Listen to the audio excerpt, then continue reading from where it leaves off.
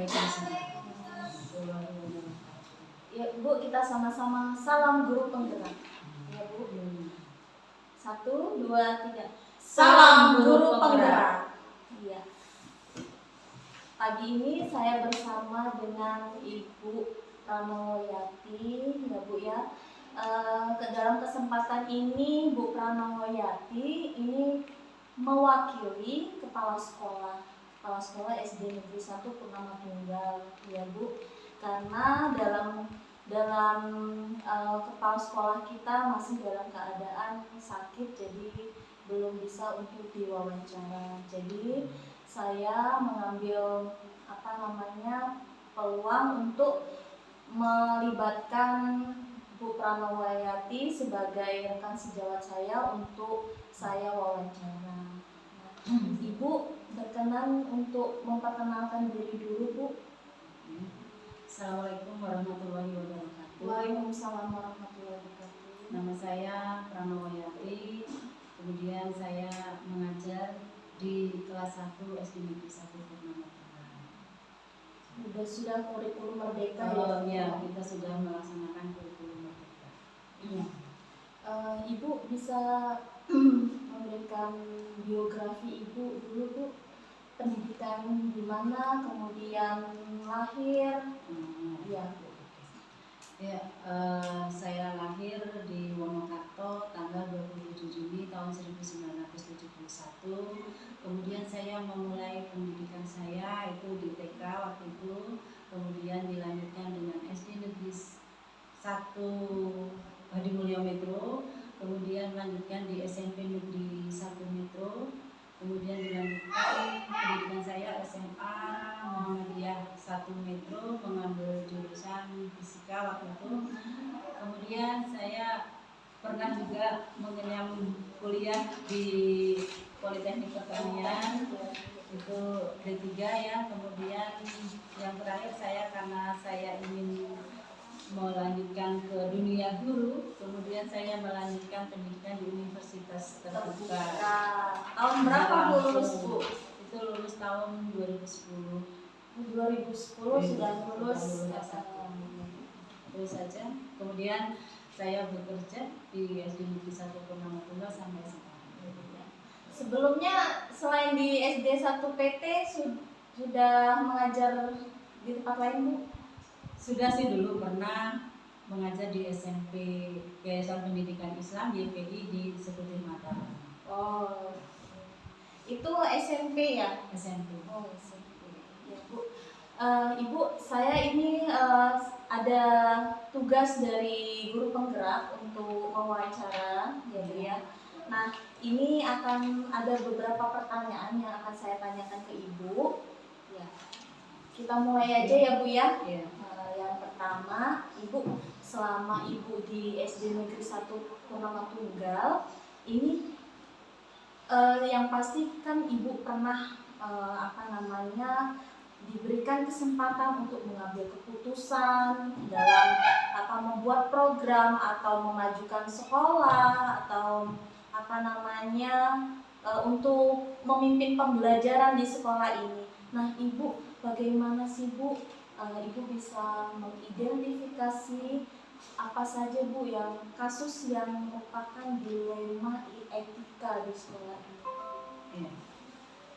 Baik ya, dalam kasus dilema ini ya, dilema etika ya, ini kita mengidentifikasi caranya dengan kita mengenal individu dengan kelompok, kemudian itu adanya rasa keadilan dan rasa kesetiaan, kemudian antara keadilan dan kasihan juga, kemudian ada juga prioritas untuk jangka pendek maupun jangka panjang.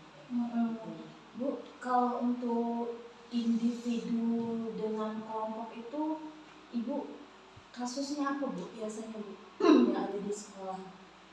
Ini untuk guru ya? Iya. Individu dan kelompok, misalnya dalam pengambilan keputusan itu kita ada yang secara individu menyampaikan pendapatnya begini-begini. Kemudian ada juga salah satu kelompok itu juga yang menghendaki kita harus begini-begini. Nah, jadi untuk pengambilan keputusan itu biasanya kita tarik dulu yang individu, kita tampung apa masukannya, kemudian setelah individu kita tampung, kemudian kita tawarkan lagi juga kepada kelompok agar kelompok itu menyampaikan arahan atau gimana. Nah, dari hasil individu dengan kelompok itu mana yang kira-kira harus lebih penting dilaksanakan, itulah yang kita ambil keputusan. Contoh apa ya Bu? Kasus yang ada di sekolah ini misalkan apa Bu? Atau mengenai murid kita, atau mengenai ibaratnya rekan-rekan sejawat kita yang lebih fokusnya di sekolah kita gitu. Oke, kita mulai dari yang dengan siswa dulu ya. Dengan murid ini biasanya antara wali murid dengan guru ya. Wali murid dengan guru ini misalnya juga menyangkut dengan siswa tentang kegiatan belajar siswa. Nah, di mana dulu ada salah satu kasus ya, ini mungkin dari pihak wali murid itu belum tahu waktu diadakan pembelajaran luring waktu itu kan pulangnya lebih awal. Nah, ini dari wali kita kan sudah sepakat nih dari sekolah bahwa jam sekolah memang harus dikurangi. Tetapi dari pihak siswa, khususnya ini dari wali siswa ya, wali murid ini dia kok ada pertanyaan seperti ini loh, kok pulangnya cepat. Nah, mungkin mereka belum tahu. Nah, dengan masalah itu kita akhirnya mengumpulkan juga wali murid, memberitahu bahwa memang untuk pelajaran luring pada masa pandemi itu dilaksanakan dengan cara mengurangi jam tersebut. Kemudian untuk yang masalah dengan guru atau rekan-rekan kita, yaitu biasanya dalam hal masuk sekolah ya, jam sekolah, biasanya memang masih ada beberapa rekan guru kita yang walaupun tidak terlambat amat, tetapi tidak harus melaksanakan jam tersebut karena mungkin ada halangan atau tempat tinggal guru yang berjauhan, sehingga ada beberapa kendala itu jamnya agak bergeser sedikit. Namun itu mungkin bisa kita atasi dengan cara guru tersebut tidak dimasukkan ke dalam jam pertama begitu, atau bisa juga dengan dengan meminta izin kepada guru piket dulu untuk ketika kita kesusahan misalnya sedang hujan atau bagaimana itu. Berarti itu adalah untuk konsep pengambilan dan pengujian keputusan itu kan ada. Berarti ini nilai-nilai yang bertentangan ya Bu. Kalau misalkan rekan sejawat yang tidak disiplin, ya, itu termasuk yang bertentangan juga ya Bu. Ya, itu sangat bertentangan ya. Dalam etika khususnya dalam berdisiplin. Nah, Ibu, yang selanjutnya pertanyaannya adalah selama ini bagaimana Ibu menjalankan pengambilan keputusan di sekolah Bu, terutama untuk kasus-kasus di mana ada dua kepentingan yang sama-sama benar atau sama-sama mengandung nilai kebajikan. Untuk pengambilan keputusan ini kita tentu saja melibatkan antara guru ya, antara guru-guru dengan yang lain agar keputusan itu bisa dilaksanakan secara benar ya, sesuai dengan misalnya kebutuhan mana yang harus didulukan. Nah, itu dengan cara diadakan rapat. Nah, setelah diadakan rapat, kita ungkapkan apa permasalahan kita. Misalnya ada dua yang harus dipilih, ya kita tadi pengambilan keputusan itu kita lihat juga arahan-arahan ataupun arahan-arahan ataupun maksud saya pendapat dari guru-guru yang lain ya, kemudian disampaikan pendapatnya. Setelah itu mungkin kita sampaikan kepada kepala sekolah, kemudian kepala sekolah juga menampungnya dan juga memberikan arahan kira-kira apa faktor yang lebih utama, itulah yang harus kita laksanakan. Baik Bu. Kemudian tadi sudah ya Bu ya, langkah-langkah atau prosedur seperti apa yang biasa Anda lakukan, Ibu lakukan sama Ibu, berarti itu sudah Ibu jelaskan tadi ya Bu ya. Kemudian hal-hal apa saja yang selama ini Ibu anggap efektif dalam pengambilan keputusan Bu? Maksudnya dalam pengambilan keputusan Yang efektif, iya, dalam pengambil keputusan pada kasus-kasus dilema etika yang Ibu anggap efektif. Yaitu tadi dengan cara rapat ya, kemudian meminta pendapat dari guru-guru yang lainnya dengan memberikan pandangan-pandangan yang lainnya sehingga anggota rapat tersebut bisa memutuskan ataupun suara terbanyak apa yang harus lebih dulu kita lakukan. Berarti Bu, ketika ada masalah atau kasus di sekolah langsung kita tangani ya Bu? Iya, langsung kita rapatkan, kita koordinasi dengan yang lain, terus kita putuskan. Oke Bu. Nah, kemudian Bu pasti ada tantangannya ya Bu. Ketika kita pengambilan keputusan atau apa namanya ketika rapat ya Bu ya, ada nggak sih Bu tantangannya? Tantangan itu sebenarnya tantangannya ini bagi kita semua, bagaimana cara kita memutuskan suatu masalah tersebut agar dapat diselesaikan. Nah, itu saja sih. Untuk tantangan yang selanjutnya karena sudah dirapatkan ya, otomatis tantangan itu kita hadapi bersama-sama. Bu, ada nggak sih Bu jadwal tertentu ya dalam sebuah penyelesaian kasus dilema etika? Apakah Ibu langsung menyelesaikan di tempat atau memiliki jadwal untuk menyelesaikan?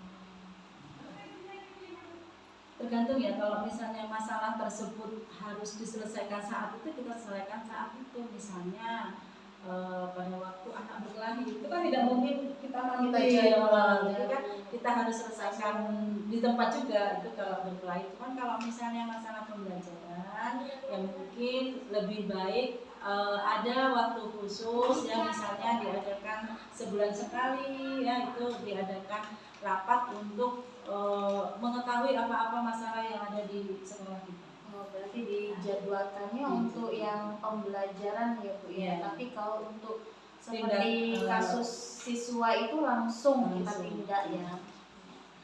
Bu, adakah seseorang atau faktor-faktor yang mempermudah atau membantu Ibu dalam pengambilan keputusan? Faktor-faktor yang seseorang, adakah seseorang atau faktor-faktor yang mempermudah atau membantu Ibu dalam mengambil keputusan? Ya, salah satu stakeholder dalam sekolah itu kan ada komite, ada guru, ada siswa. Nah, itu kita sebenarnya ada sih yang selalu ingin, misalnya kita ada hal-hal untuk masalah bangunan sekolah dan lain sebagainya, kan kita harus melibatkan komite untuk lebih memudahkan kita dalam penyampaian ide atau gagasan atau rencana yang akan dilaksanakan di SD Negeri 1 Sehingga saya rasa itu komite itu pengaruhnya sangat besar. Jadi kita nggak terlepas dari lingkungan sekitar ya Bu ya, yang pejabat-pejabat terkait lah ya Bu ya, yang mau kita libatkan. Nah Ibu, pertanyaan terakhir dari saya ya Bu ya, dari semua hal yang telah disampaikan, pembelajaran apa sih Bu yang dapat Ibu petik dari pengalaman Ibu selama mengambil keputusan? Baik, pelajaran sangat penting ini dalam pengambilan keputusan hendaknya dilaksanakan dengan cara rapat ataupun musyawarah. Dengan adanya rapat dan musyawarah itu semua masalah bisa kita dengan atasi, bukan dari diri kita sendiri tetapi dari anggota rapat. Iya, berarti sistem di sini musyawarah ya Bu ya, harus mencapai mufakat ya. Ibu, terima kasih Bu atas waktunya membantu saya dalam melaksanakan wawancara. dan mewakili Pak Jumawi juga ya Bu ya selaku kepala sekolah. Ibu terima kasih, semoga Ibu sehat, Amin. panjang umur, rezekinya lancar. Amin. Yang terbaik buat Ibu ya Bu ya. Terima kasih Bu Pramawayati. Sudah terjawab semuanya bahwa di SD 1 Purnama Tunggal ini memiliki cara pengambilan keputusan dengan cara musyawarah. Ya, Bu. Terima kasih Bu atas waktunya. Saya akhirnya Assalamualaikum warahmatullahi wabarakatuh. Waalaikumsalam. Ibu, kita sama-sama salam guru penggerak, bergerak, tergerak, dan menggerakkan. 1, 2, 3. Salam guru penggerak, bergerak, tergerak, menggerakkan. Terima kasih Bu. Sama. Alhamdulillah.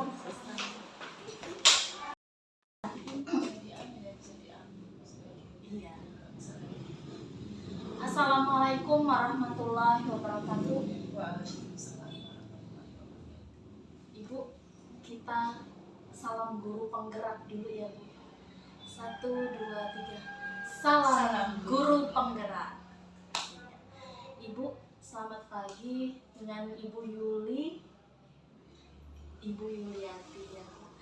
Ibu, dalam kesempatan pagi ini saya mendapat tugas dari guru penggerak untuk mewawancarai 2-3 pimpinan kepala sekolah di Waitematuan, termasuk Ibu Yuli ya Bu. Ibu bisa memperkenalkan diri dulu Bu? Bisa, baiklah. Salam guru penggerak. Ya, salam guru penggerak. Di sini saya perkenalkan pribadi diri saya sendiri. Saya kepala sekolah SD 1 Tamiratu. Nama saya Yuliati SPD. Benturan riwayat yang dulu pengambilan program saya itu bidang pendidikan jasmani. Pendidikan jasmani. Kebetulan PJOK ya Bu ya? PJOK, iya PJOK. Jadi setelah mungkin sudah adu nasib ya, alhamdulillah sekarang sudah menjadi pimpinan di SD 1 Tamiratu. Dan riwayat sekolah dari SD, SMP langsung meneruskan ke penjuruan olahraga. Setelah itu kebetulannya nasib, mungkin karena nasibnya baik mungkin yang bisa dikatakan, langsung pengangkatan dulu baru pengambilan S1 seperti itu. Jadi pengangkatan PS dulu baru pengambilan S1-nya. S1-nya ya Bu. Ibu asli orang Waipemubuan atau dari luar? Pendatang ya Bu. Dari mana Bu? Aslinya dari Metro. Metro. Ya. Jadi riwayat pendidikannya dari Metro Dari juga. Metro semua. SD-nya di Pujodadi, SD Negeri Pujodadi, SMP-nya di swasta tapi Bina Wiyata. Setelah itu di SGO PGRI Metro. Metro juga. Iya Bu. Baik Bu, langsung saja di pertanyaan yang pertama. Selama Ibu menjadi kepala sekolah, bagaimana Bu dapat mengidentifikasi kasus-kasus yang merupakan dilema etika? Khususnya di wilayah Lengkep SD 1 Tamiratu ya Bu ya, khususnya permasalahan guru misalnya. Di sini memang tantangan berat sekali buat kita sebagai pimpinan kalau mendapatkan masalah seperti ini. Sisi lain kita ada rasa iba, sisi lain kita harus mengambil keputusan yang tepat. Nah di sini kalau seandainya masih sewajarnya bisa diputuskan bersama, masih diputuskan bersama. Namun apabila keputusan itu harus mutlak dari diri saya sendiri karena tidak bisa lagi dimusyawarahkan, tetapkan dari pribadi sendiri. Iya Bu. Ibu yang selama ini bagaimana Ibu menjalankan pengambilan keputusan di sekolah Ibu, terutama untuk kasus-kasus di mana ada dua kepentingan yang sama-sama benar atau sama-sama mengandung nilai kebajikan Bu? Nah ini dia yang dilema. Kalau keputusan seperti itu dilema sekali ya, sangat berat sekali ngambil keputusannya. Masalahnya sisi lain penting, satu ini juga penting. Nah di sini tapi saya selaku pimpinan akan mengambil sebijak-bijaknya bagaimana cara mengambil keputusan tersebut. Jadi karena kedua belah pihak ini sangat penting, jadi kalau bisa berbagi waktu untuk dua-duanya kita jalankan. Seperti itu, ambil keputusan yang benar-benar tidak membuat cenderung si guru ini kecewa dan sebagainya, pokoknya bisa berjalan seutuhnya, bisa dirangkul bersama seperti itu ya. Oke Bu, langkah-langkah atau prosedur seperti apa sih yang biasa Ibu lakukan selama ini dalam mengambil keputusan ya Bu ya? Langkah pertama, arahan pertama, ketika kita mempunyai permasalahan, kami datangkan dulu atau mengkritik dulu permasalahan itu yang pertama. Yang kedua, diberi nasihat dulu. Apabila sebatas ini bisa berhenti permasalahan, seandainya terlalu memprihatinkan masalah itu ya, kita asal apabila bisa berhenti sampai di sini permasalahan itu ya silakan. Kalau tidak, kami tetap kumpulkan, berusaha bersama untuk mengambil tengah-tengah keputusan yang sebijak-bijaknya. Bu, hal-hal apa saja Bu yang selama ini Ibu jalankan sebagai kepala sekolah ada tantangannya dalam ya mengambil keputusan gitu? ada tantangan Yang sudah pernah ya dilakukannya banyak sekali sebenarnya. Ini salah satu sisi contoh aja. Di sini di dalam ruang lingkup sekolah itu tidak ada orang lain, ada anak mantu bahasanya. Di situ ada teman kerabat yang sudah lama istilahnya, sejatinya sudah akrab sekali gitu.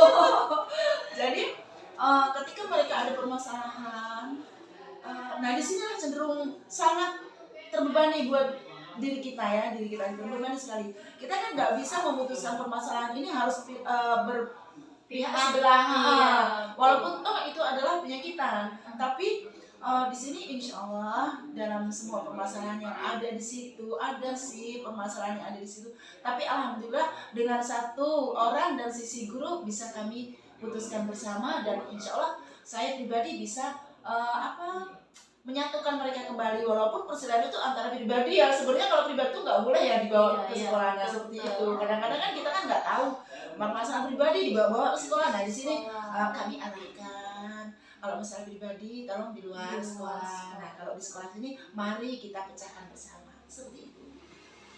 Menarik sekali loh Bu. Terima kasih. Menyenangkan ya Bu ya. Jadi kepala sekolah seneng nggak Bu?